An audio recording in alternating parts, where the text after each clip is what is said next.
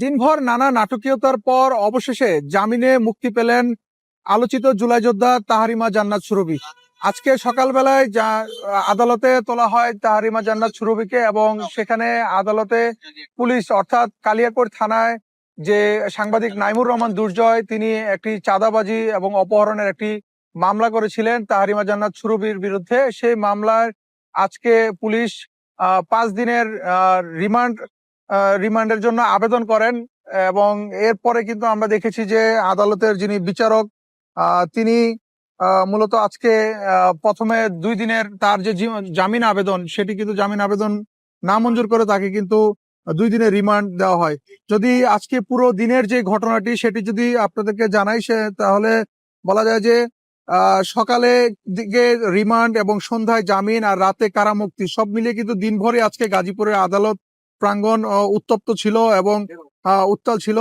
মূলত যে আলোচিত জুলাই যোদ্ধা তাহারিমা জান্নাত সুরভি, তিনি জুলাই গণ অভ্যুত্থান এবং পরবর্তী সময় বিভিন্ন আন্দোলনে তিনি ফ্রন্ট লাইনে ছিলেন। তবে সম্প্রতি চাঁদাবাজির অভিযোগে তাকে যৌথ বাহিনী গ্রেপ্তার করে। এর পরবর্তীতে আজকে অর্থাৎ সোমবার সকালে তাকে ওই চাঁদাবাজি যে মামলাটি দায়ের করা হয়, সেই মামলায় তার বিরুদ্ধে 5 দিনের রিমান্ড আবেদন করেন মামলার তদন্ত কর্মকর্তা কালিয়াকৈর থানার এসআই ওমর ফারুক।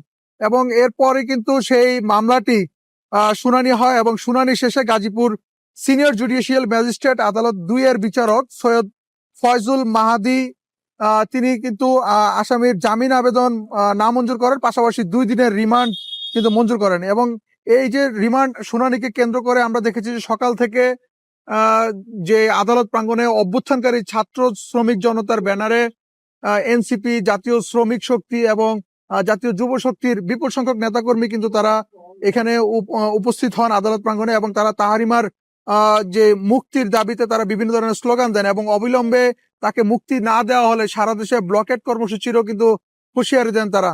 এক পর্যায়ে আমরা দেখেছি যে আদালত প্রাঙ্গণে যখন তার বিরুদ্ধে রিমান্ডের আবেদন মঞ্জুর করা হয়, তো এক পর্যায়ে কিন্তু সেখানে আমরা দেখেছি একটি উত্তেজনাকর পরিস্থিতি তৈরি হয়েছিল, এবং সেখানে এজলাসের মূল ফটকের সামনেই কিন্তু আন্দোলনকারীরা বিক্ষোভ করেন। এবং তারা আদালত প্রায় যখন বিক্ষোভ করছিলেন সে সময় কিন্তু কিছুটা আতঙ্ক ছড়িয়ে পড়ে, এবং তাৎক্ষণিক আমাদেরকে তার যে আদালতের যিনি বিচারক, তিনি তার যে আইনজীবী, তিনি বলেছেন তারা এই রায়ের বিরুদ্ধে তারা রিভিশন করবেন। এবং সেই ফলশ্রুতিতে আমরা দেখেছি যে গাজীপুর 2 আসনের যিনি এনসিপির মনোনীত প্রার্থী আলী নাসের খান, তিনি সহ গাজীপুর আদালতের যিনি বারের যিনি সাধারণ সম্পাদক, তিনি সহ কিন্তু আইনজীবীদের একটি দল তারা রিভিশন দায়ের করেন। এবং সেই রিভিশনে দুপুরের যে রিমান্ডের যে আদেশটি ছিল, সেই আদেশের বিরুদ্ধে আদালতে যখন রিভিশন দায়ের করা হয়, এরপরে কিন্তু রিভিশন পর্যালোচনা করে সন্ধ্যা 6টার দিকে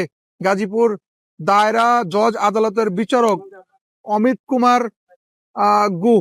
কুমার গু তিনি শুনানি শেষে ম্যাজিস্ট্রেট আদালতের দেওয়া 2 দিনের রিমান্ড আদেশ বাতিল করেন। একই সঙ্গে বিজ্ঞ আদালত বয়স এবং অন্যান্য বিষয় বিবেচনা করে সুরভির 4 সপ্তাহের জন্য অন্তর্বর্তীকালীন জামিন মঞ্জুর করেন। এবং আদালতের এই রায়ের পরে কিন্তু আমরা দেখেছি যে সুরভি যে জামিন আদেশের যে কপি, সেটি গাজীপুর জেলা কারাগারে সেখানে নিয়ে আসা হয়, এবং সেখানে আসার পর রাত সমস্ত জামিনের যে কাগজপত্রগুলো রয়েছে সেগুলো এখানে জেলা কারাগার কর্তৃপক্ষের হাতে দেওয়ার পরে কারাগার কর্তৃপক্ষ রাত 8:45টার দিকে তাকে জামিন মঞ্জুর করেন তার। এবং এক পর্যায়ে কিন্তু তাকে আদালত থেকে আমরা দেখেছি যে একটি সাদা রঙের হায়েস গাড়িতে করে তার স্বজন এবং যারা জুলাই যোদ্ধা রয়েছেন তারা তাকে তার টঙ্গীর বাসায় নিয়ে যান। এবং আমরা যতটুকু জানতে পেরেছি যে এনসিপির যিনি আহ্বায়ক নাহিদ ইসলাম, তিনি সুরভিকে দেখতে আসবেন, তার বাসায় আসার কথা রয়েছে। পাশাপাশি আজকে এই সুরভির জামিন আদেশ কিংবা রিমান্ডকে কেন্দ্র করে কিন্তু আমরা দেখেছি যে আইন উপদেষ্টা যিনি ডক্টর আসিফ নজরুল, তিনিও কিন্তু সামাজিক যোগাযোগ মাধ্যমে ফেসবুকে একটি পোস্ট করেছেন, এবং তিনি জানিয়েছেন সেখানে যে সুরভির বিষয়ে তিনি খোঁজ খবর নিয়েছেন এবং দ্রুত সময়ের মধ্যে তিনি যে ন্যায় বিচার পাবেন তেমনটি কিন্তু তিনি তার স্ট্যাটাসে দিয়েছেন। এরপরে কিন্তু সন্ধ্যায় তার জামিন আবেদন কিন্তু মঞ্জুর হয় এবং পাশাপাশি রিমান্ড বাতিল করা হয়। তো সবকিছু মিলিয়ে যে জুলাই আর যে আলোচিত জুলাই যোদ্ধা তাহারিমা জান্নাত সুরভির জামিনকে ঘিরে এবং রিমান্ডকে ঘিরে কিন্তু আজকে দিনভর আলোচনা ছিল গাজীপুর আদালত প্রাঙ্গণ। তো এই ছিল আমার কাছে গাজীপুর থেকে সবশেষ তথ্য।